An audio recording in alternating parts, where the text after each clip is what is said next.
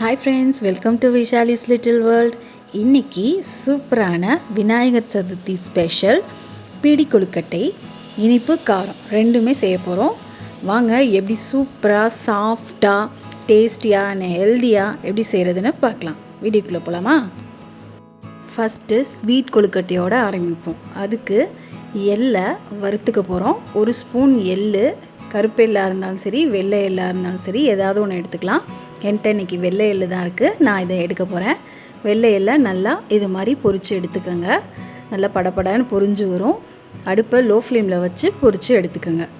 அடுத்து ஒரு கப் நான் மாவு எடுத்திருக்கேன். அதுக்கு அரை கப் வெல்லம் போதுமானது. அப்படி உங்களுக்கு வெல்லம் இன்னும் நல்லா தூக்கலாக போடுவீங்கன்னா ஒரு 3/4 கப் வெல்லம் எடுத்துக்கோங்க. ஒரு கப் மாவுக்கு 2 கப் தண்ணி ஊற்றி நல்லா வெல்லம் கரையிற அளவுக்கு கரைச்சி விட்டாலே போதும். இது எந்த பாகுபதமும் நமக்கு தேவையில்லை. நல்லா கரைச்சிட்டு வடிகட்டி எடுக்க போகிறோம்.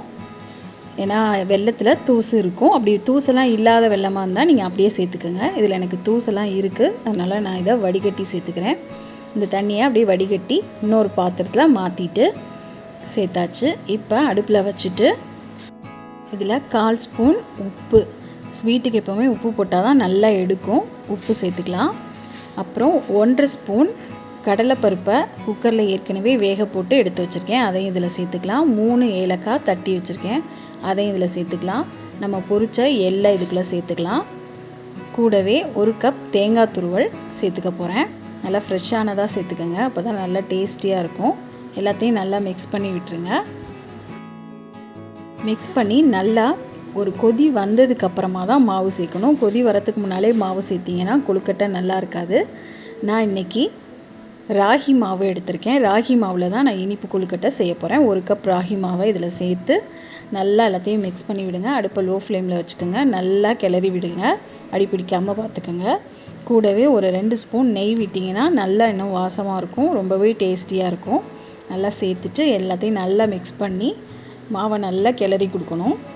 மாவு நல்லா வெந்து வந்துருச்சான்னு பார்க்குறதுக்கு நம்ம கொஞ்சமாக தண்ணி தொட்டுட்டு இந்த மாவில் இப்படி பார்த்தோம்னா கையில் ஒட்டாமல் வரணும். இந்த மாதிரி ஒட்டாமல் வந்துருச்சுன்னா கொழுக்கட்டைக்கு மாவு ரெடி ஆயிடுச்சுன்னு அர்த்தம்.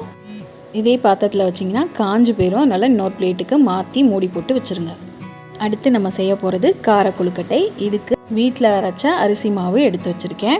நீங்கள் கடையில் கொழுக்கட்டை மாவு வேணும்னா கேட்டு வாங்கிக்கோங்க. ஒரு கடாயில் ஆயில் தேவையான அளவு ஊற்றிட்டு 1/2 ஸ்பூன் கடுகு உளுத்தம்பருப்பு போட்டு ஃபஸ்ட்டு தாளிச்சிருவோம். இது நல்லா பொரிஞ்சு வந்ததுக்கப்புறமா 1/2 ஸ்பூன் கடலைப்பருப்பு அதையும் சேர்த்து தாளிச்சிடலாம்.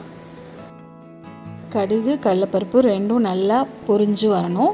கடலைப்பருப்பு கொஞ்சம் செவந்து வந்ததுக்கப்புறமா இது கூட கொத்தமல்லி தலையும் கருவேப்பிலை தலையும் நம்ம ஃப்ரெஷ்ஷாக ஆட் பண்ணிக்கலாம். நல்லா பொடி பொடியாக கட் பண்ணி வச்சுருக்கேன், அதை ஆட் பண்ணிவிட்டு அதையும் நல்லா மிக்ஸ் பண்ணி விட்டுருங்க. இது கூட பொடி பொடியாக நறுக்குன இஞ்சி 1 ஸ்பூன் எடுத்து வச்சுருக்கேன், அதையும் இதில் சேர்த்துக்கலாம். இஞ்சி போடும்போது செம்ம வாசமாக இருக்கும். ஒரு பச்சை மிளகா கட் பண்ணி வச்சுருக்கேன், அதையும் இதில் சேர்த்துட்டு தாளிச்சிடலாம். எல்லாம் நல்லா வதங்கி வந்ததுக்கப்புறமா 1/2 ஸ்பூன் பெருங்காயத்தூள் எடுத்து வச்சுருக்கேன், அதை இது கூட சேர்த்துருவோம். 1/4 ஸ்பூன் உப்பு சேர்த்துருக்கேன். கூடவே 1லேருந்து 1/2 ஸ்பூன் அளவுக்கு ஃப்ரெஷ்ஷான தேங்காய் துருவல் சேர்த்துக்கோங்க. எல்லாத்தையும் நல்லா அழகாக வதக்கி விட்டுருங்க. நல்லா வதங்கி வந்துடணும். பொன்னிறமாக வறுக்க தேவையில்லை, ஓரளவு மீடியமாக வதங்கி வந்தால் போதும். 1 கப் அரிசி மாவுக்கு 2 கப் தண்ணி ஊற்றுக்கோங்க. எந்த மாவாக இருந்தாலும், வீட்டில் அரைச்ச மாவாக இருந்தாலும் சரி, எந்த மாவாக இருந்தாலும் சரி, 1 கப் மாவுக்கு 2 கப் தண்ணி ஊற்றி நல்லா மிக்ஸ் பண்ணி விடுங்க. லைட்டாக கொதி வந்ததுக்கப்புறம் தான் நம்ம இதில் மாவை ஆட் பண்ண போகிறோம். கொதிக்காமல் சேர்க்காதீங்க. இந்த பாருங்கள், கொதி வந்துருச்சு. இந்த டைமில் நம்ம மாவை இதில் சேர்த்துட்டு நல்லா கிளறி கொடுக்கணும். மாவு நல்லா கிளறியாச்சு, நல்லா கலந்து வந்துச்சு. இப்போ மாவு வெந்துருச்சான்னு நம்ம பார்க்குறதுக்கு கொஞ்சமாக தண்ணி தொட்டுட்டு நம்ம இதை தொட்டு பார்த்தோம் அப்படின்னா நமக்கு ஒட்டாமல் வரும். இப்படி ஒட்டாமல் வந்துருச்சுன்னா மாவு ரெடி ஆயிடுச்சுன்னு அர்த்தம். அவ்வளோதான், கொழுக்கட்டைக்கு மாவு ரெடி ஆயிடுச்சு. இதை வேறு பிளேட்டுக்கு மாற்றிட்டு மூடி போட்டு, இல்லைனா ஒரு ஒயிட் கிளாத் போட்டு நல்லா மூடி வச்சுட்டு ஆற வைப்போம். ஆறுனதுக்கப்புறம் நம்ம கொழுக்கட்டை உருட்டி எடுத்துக்கலாம்.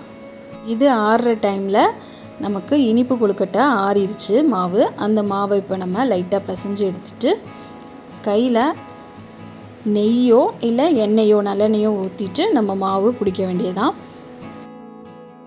இந்த மாதிரி மாவு எடுத்து கையில் கொஞ்சம் அழுத்தி இப்படி கொடுத்தோன்னா நமக்கு பிடி கொழுக்கட்டை சூப்பராக ரெடி ஆகிடும். இதே மாதிரி மீதி இருக்க மாவெல்லாம் நம்ம பிடி கொழுக்கட்டை பிடிச்சு எடுத்துக்கலாம்.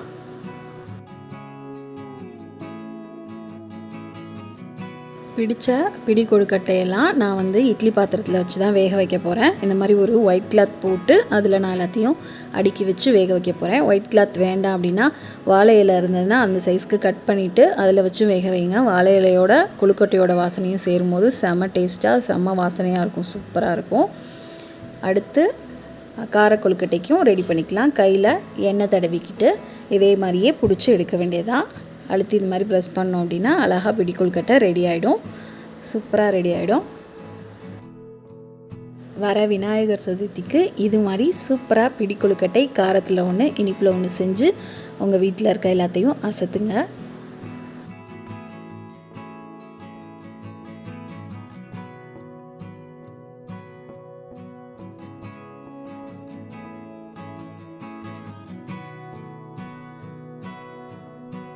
இட்லி பாத்திரத்தில் கொஞ்சமாக தண்ணி ஊற்றி அதில் நான் வச்சுருக்கேன். கொதி வந்ததுக்கப்புறமா 2 பிளேட்டையும் அதில் அரேஞ்ச் பண்ணிக்கலாம்.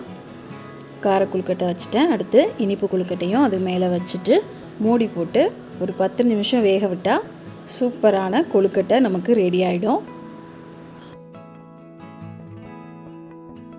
10 நிமிஷம் கழித்து பாருங்கள், சூப்பராக செம்ம வாசனையோட ராகி இனிப்பு கொழுக்கட்டையும் பெரியவங்களுக்கு பிடிச்ச கார கொழுக்கட்டையும் சூப்பராக ரெடி ஆயிடுச்சு. இப்போ பாருங்கள், நான் பிட்டு காமிக்கிறேன். எவ்வளோ சூப்பராக சாஃப்டாக வெந்திருக்கு பாருங்களேன். ரொம்பவே டேஸ்டியாக இருக்கும். இதை குழந்தைங்களுக்கு செஞ்சு கொடுங்க. இந்த இனிப்பை ரொம்ப ஹெல்தி, ரொம்பவும் டேஸ்டியாக இருக்குது.